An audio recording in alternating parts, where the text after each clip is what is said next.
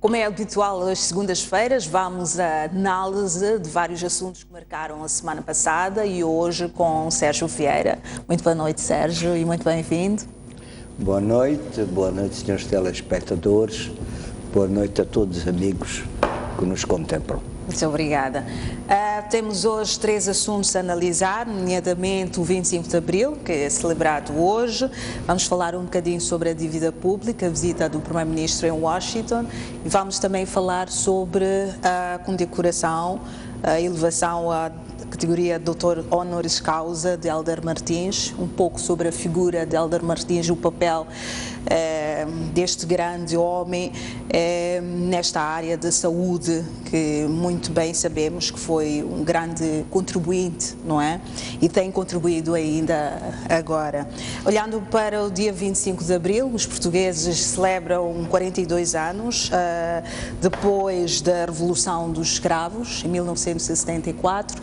A 25 de Abril de 74 rompia-se praticamente os 2 blocos de ditadura e, se calhar, o início de governação com mais independência, e aconteciam também as libertações das colónias. O que é que significa para si, Sérgio Vieira, o dia 25 de Abril, 42 anos depois? Bom, eu diria que o 25 de Abril, em primeiro lugar, com muito respeito e carinho, evoco a memória daqueles que foram vítimas do colonial fascismo, do fascismo em Portugal e do colonialismo aqui. Muitos foram mortos, muitos foram torturados. O 25 de Abril é um processo complexo. Portugal esteve sob a governação de um homem autista, ignorante, que nunca tinha viajado na vida, tirando uma vez que era estudante ou nos princípios dos anos 20, que foi uma vez a Bruxelas. Ele nem sequer conhecia o país dele. O país dele era de Lisboa para Santa Combadão, de Santa Combadão para Lisboa. Não sei se visitou as províncias de Portugal. Obviamente que nunca visitou nenhuma colónia. Era um problema de autismo, extrema arrogância e narcisismo e a presunção que sabia tudo. Em 61, pouco depois do 4 de fevereiro, vários generais, incluindo o chefe de Estado-Maior-General, que era o general Botelho Muniz, estava envolvido o Marechal Craveiro Lopes e outros altos comandos das Forças Armadas, foram falar com o Almirante Américo Tomás, a pedir: olha, o Dr. Salazar já fez muito por este país, é um homem de idade, vamos substituí-lo, ele que fique descansado. Bom, foram todos para a prisão domiciliária, destituídos, prisão domiciliária, e o próprio Salazar assumiu o Ministério da Defesa com a declaração para explicar. Só posso dizer, todos para Angola, vamos todos para Angola. Eu nunca conheci Angola, nem sequer sabia onde estava no mapa. Em 61, ainda, em dezembro, as tropas portuguesas rendem-se em Goa. 5.000 homens com armas da Primeira Guerra Mundial, não tinham aviação, não tinham nada. E o general Vassal e Silva, que era o comandante-chefe e governador, pediu ao Salazar: o que é que eu faço? Estou cercado pelo exército indiano, está ali um porta-aviões, estão jatos, estão... Salazar dá-lhe esta resposta: soldados portugueses ou mortos ou vitoriosos. Quer dizer, dá ordem ao comandante de suicidar 5.000 desgraçados. Bom, nessa sequência, Jardim, entretanto, tinha criado uma força armada, que eram os GEs e os GSPs, contacta o presidente Kaunda e manda-nos uma carta. Qual era a mensagem? A sugestão dele era proclamarmos a independência arrodesiana, com o Smith, uma independência unilateral, e que nós, Frelimo, ficaríamos nas zonas que ocupávamos. E ele tomaria conta do resto, podia integrar um ou outro prisioneiro político, alguma outra pessoa simpática conosco, e Kaunda transmitiu-nos a carta. Acontece que, quando ele faz isso, nós recebemos a carta foi entregue ao Mariano Matezinha, se não me engano, que a fez chegar ao Chissano, que fez chegar a Zamora. Nós estudamos aquele documento e dissemos, isto é uma loucura. E Zamora respondeu a Kaunda, não respondeu ao Jardim. E porquê é que não respondeu diretamente? Porque não tinha nada a responder. Disse ao Kaunda, olha, divisão do país, já vimos na Alemanha, já vimos na Coreia, já vimos no Vietnã. Chega. Vocês fiquem lá no mato. Porquê que havia esta resistência de negociar diretamente com Samora Machel? Quem? No caso, o Jardim? A contraparte portuguesa. Representava o quê? Ele nem sequer tinha mandato do governo português, ele queria fazer uma independência unilateral. Assumite, como eu lhe disse. E, bom, eu lembro-me que a equipa dele era ele, o Orlando Cristina, que foi quem levou a bomba da Beira para entregar aos seus agentes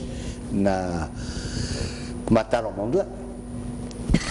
Foi ele, Orlando Cristina, que pegou nos GREs de GEPs e levou para a Rodésia. Havia dois que tinham sido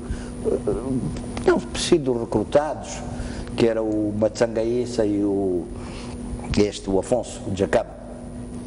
E o Carlos Alegres de Tembe, que comandava a zona da Beira, mandou-os prender, porque passavam a vida, e recebeu várias queixas, roubavam bens dos colonos que estavam a partir. Roubavam. Está a falar do grupo que integrava Afonso de Acama, roubava os bens dos colonos. Ele e o Matsangaíça foram presos, foram para o campo de reeducação e o Cristina foi buscá-los. Agora, temos esta situação. Entretanto, em 1972, por ocasião do 10º aniversário da Frelimo, os comandantes todos reuniram-se. Reunimos-nos e fizemos um documento para o Comitê Central. Estivemos reunidos 10 dias, durante a guerra. E não houve cânticos, não houve danças, não houve mensagens. Estivemos a discutir, fazer um pensamento comum. E mandamos um documento para o Comitê Central que dizia: nova década, novos combates. Em dezembro, o Comitê Central reuniu-se durante 26 dias. Estudou profundamente a situação. Qual era a agenda? A agenda era estudar a situação, a proposta das Forças Populares de Libertação de Moçambique e analisar a situação e como é que íamos avançar para a frente. O documento que saiu foi ofensiva generalizada em todas as frentes. Foi a ordem que recebemos. E fizemos. Estamos em dezembro. Em janeiro de 74, o chefe de Estado-Maior-General das Forças Armadas Portuguesas, Costa Gomes, vem a Moçambique, observa a situação, já havia muitos sítios em que bases portuguesas entregavam-se. Bom, eu vou dizer um parênteses. Queriam se render. E depois tivemos uma reunião e eu comecei-me a rir. Samora volta-se para mim e diz: porquê é que estás a rir? Bem, faz-me lembrar uma anedota. No primeiro dia da guerra sino-soviética, renderam-se 1 milhão de chineses. No segundo dia renderam-se 3 milhões de chineses. No quarto dia a União Soviética rendeu-se. Como é que vamos aguentar tanta gente, dar de comer, assistência médica, etc. Fiquem onde estão. Que as Forças Armadas Portuguesas continuem a abastecer. E nós pomos 2 pessoas dentro da base para controlar. Basta-nos isso. Está neutralizado. E assim se fez. Então, estava eu a dizer,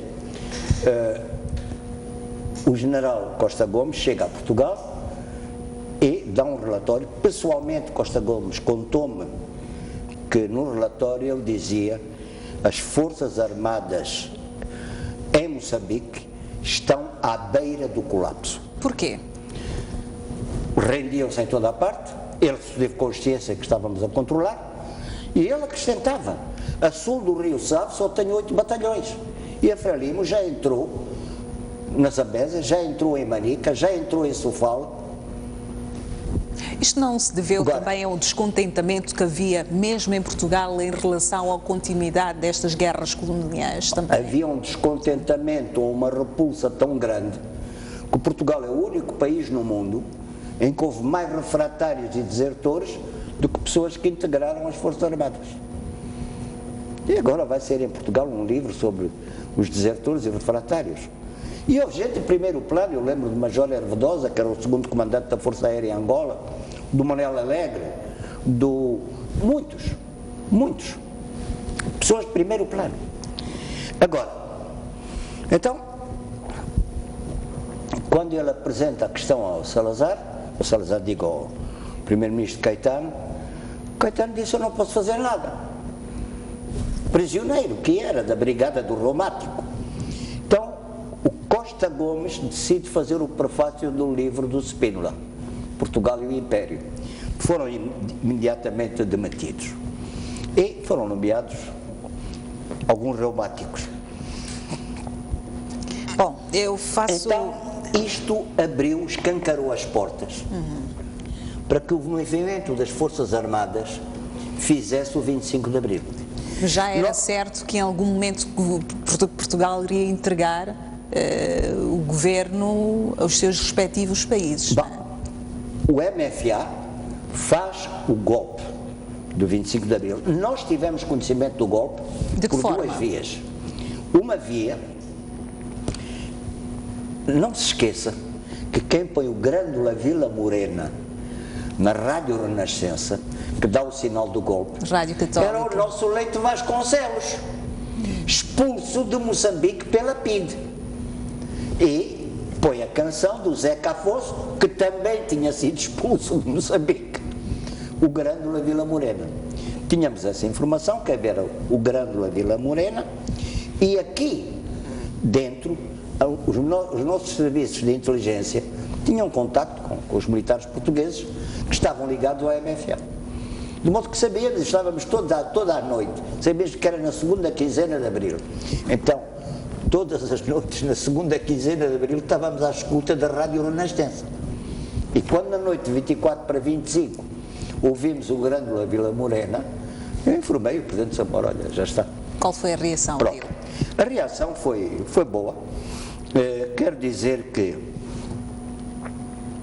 num primeiro momento, a Frelimo fez um comunicado saudando a queda do regime fascista, mas ao mesmo tempo advertindo que não era o fim da guerra. O fim da guerra passava pelo reconhecimento do nosso direito à independência total, completa e com data marcada.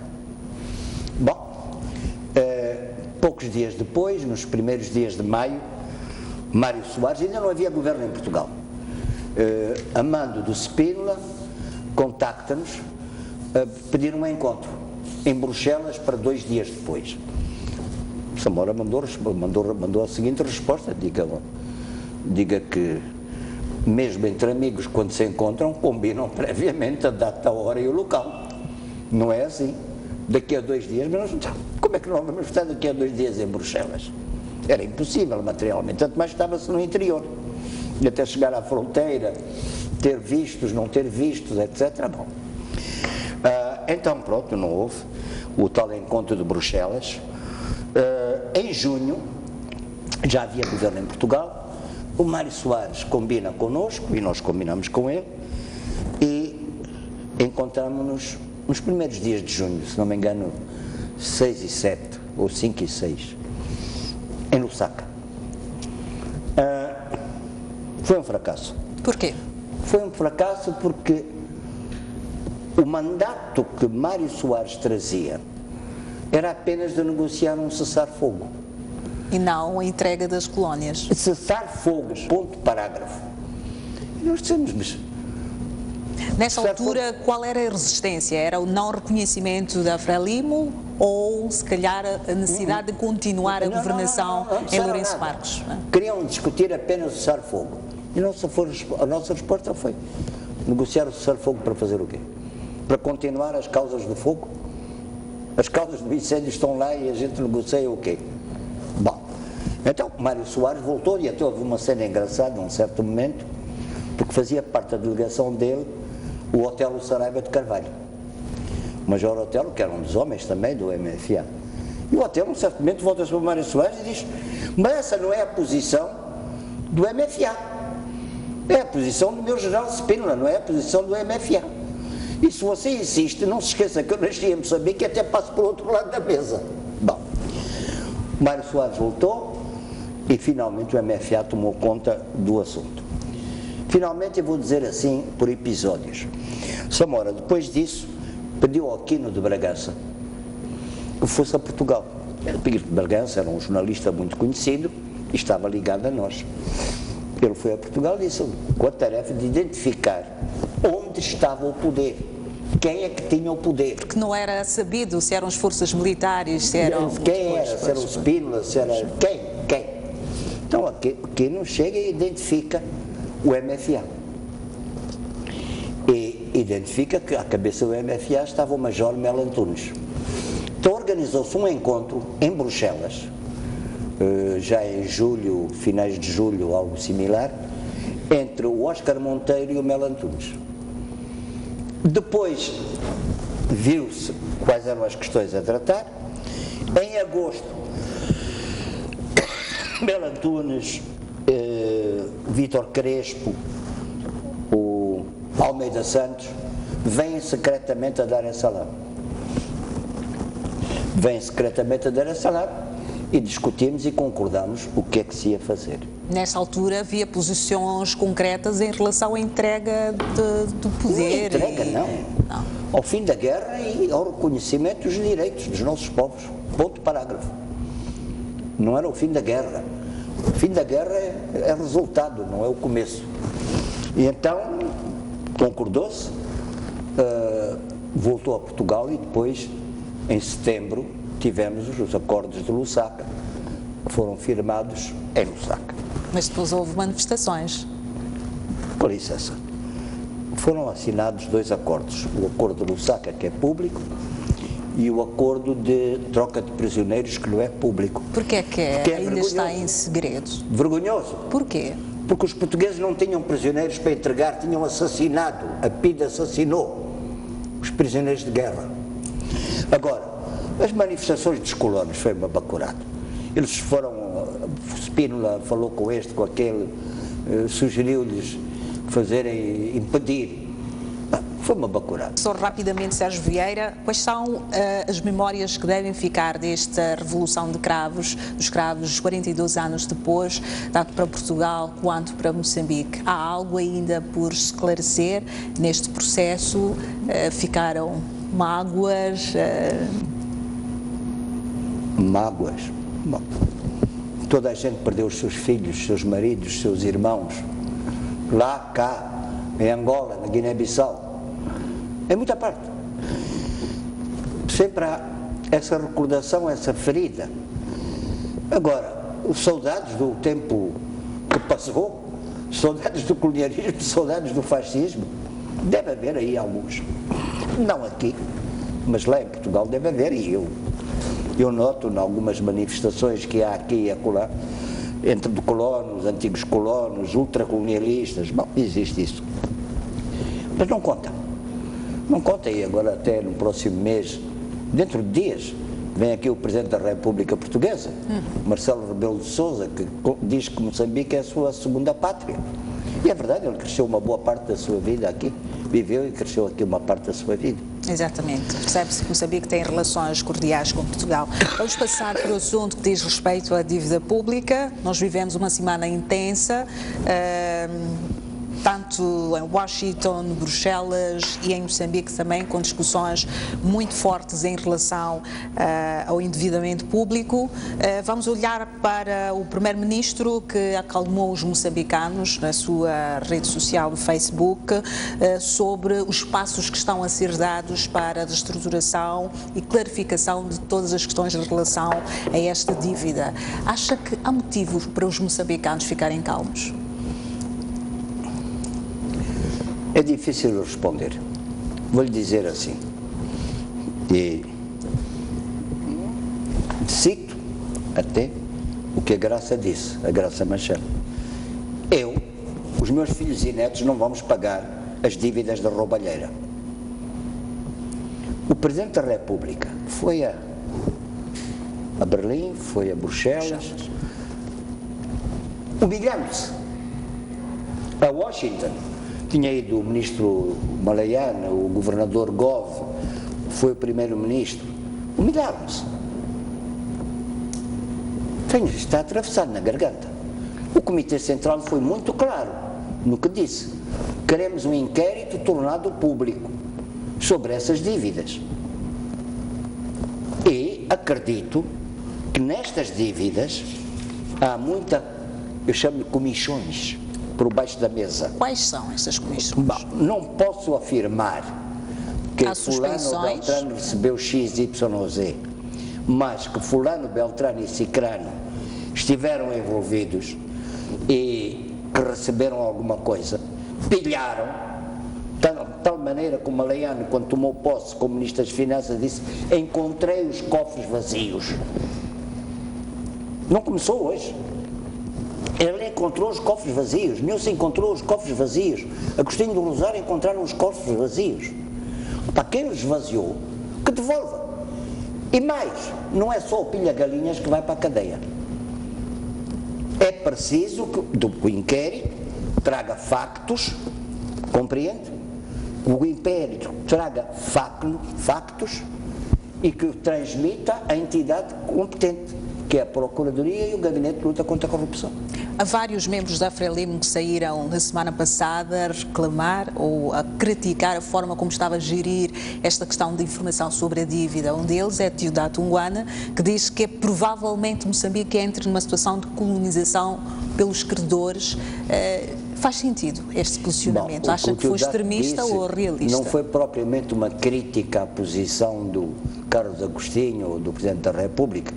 O que ele disse é que temos o risco que os credores agora voltem a gerir Moçambique. E isto é iminente? Vamos ver. É uma luta. Já no passado eles tentaram e destruíram uma parte da economia moçambicana para favorecer o apartheid. Estamos a falar do dossiê do caju? Caju e floma, têxtil, muita coisa. Mas naquela situação, Moçambique teria dito que estava condicionado ao financiamento de 100 milhões de dólares pelo Banco Mundial. Olha, eu assisti, o Ministro das Finanças ia falar ao telefone com a senhora, que ele chamava Ministro das Colónias, e que depois foi corrida pelo FMI, pelo Banco Mundial. Pelo Banco Mundial. E ela disse: se vocês não revêem a sobretaxa sobre o caju, fique sabendo que não vale a pena o Governador e o Ministro das Finanças virem cá a Washington. Na altura, a doutora Luísa Diogo disse que o Banco Mundial não queria negociação, é verdade? Não é que não queria negociação, queria pôr-nos o pé em cima, queria nos esmagar. No caju tinha a ver com o facto que a Índia era um país que desde praticamente a independência pôs gente a trabalhar lá e tinha um lobby forte. Mas no têxtil, na indústria das madeiras, o Ifloma era a indústria mais avançada de todo o continente africano. De todo o continente africano. Estas indústrias faziam concorrência ao apartheid. E estavam lá os defensores do apartheid, no Banco Mundial e no FMI. Quando o Teodato fala nisso, está-se a lembrar destes episódios todos, de quererem pôr outra vez o pé sobre a cabeça e nós dizemos muito obrigado. Falou várias vezes sobre responsabilização. De que forma é que pode ser feita? Olha, quando se encontram indícios de culpabilidade num crime, é transmitido ao órgão próprio, que é a Procuradoria da República, que por sua vez também verifica e transmite aos tribunais. Exatamente, muito obrigada. Vamos para o nosso último assunto. Dr. Hélder Martins diz-lhe muito em relação à contribuição na área de saúde. Não só na área de saúde. Hélder Martins faz parte do grupo que fundou, digo bem, que fundou a Frelimo, com Mondlane, com Marcelino, com outros. Hélder Martins trabalhava, era o médico, ele e a Helena, eram os médicos que nós tínhamos, que assistiam os nossos feridos, os nossos doentes, tudo. Ambos foram expulsos da Tanzânia por intervenção de uns traidores que até colaboraram no assassinato do Mondlane posteriormente, porque eram brancos. Ele, ela, o falecido Fernando Ganhão, o Jacinto Veloso, o João Ferreira, foram expulsos porque eram brancos. Ainda assim nunca deixou de contribuir? Hã? Nunca deixou de contribuir? Continuou a contribuir e a trabalhar.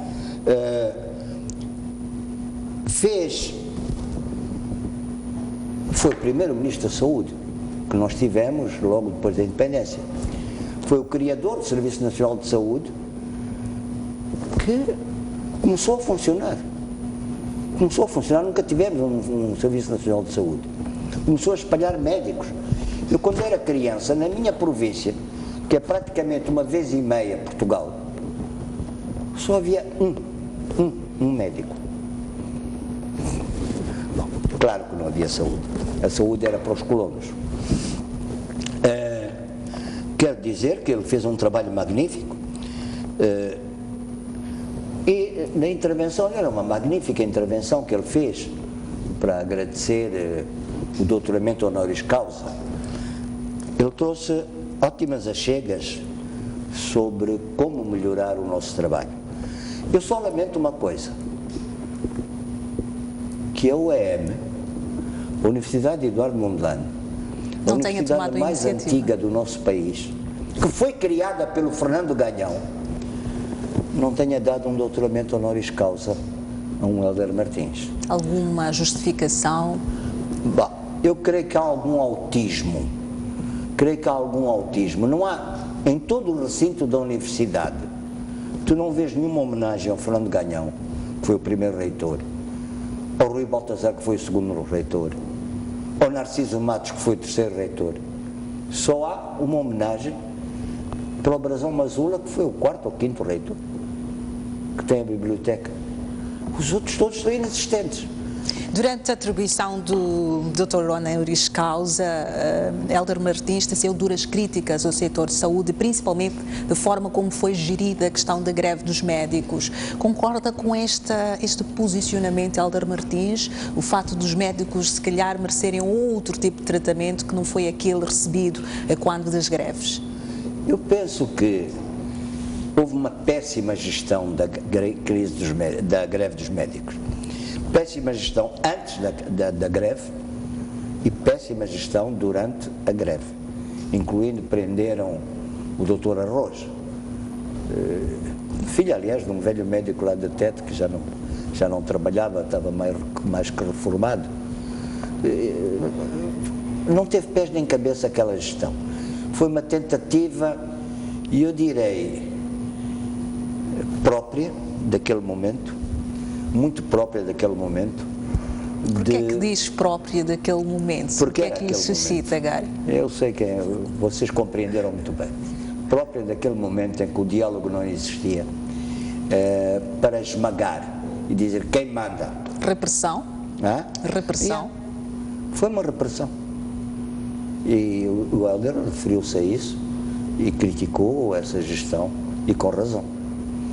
Okay. Muito obrigada, Sérgio Vieira, pelas suas notas. Nós voltamos na próxima semana. E nós ficamos por aqui, mas daqui a pouco teremos mais notícias do Noite Informativa. Até já.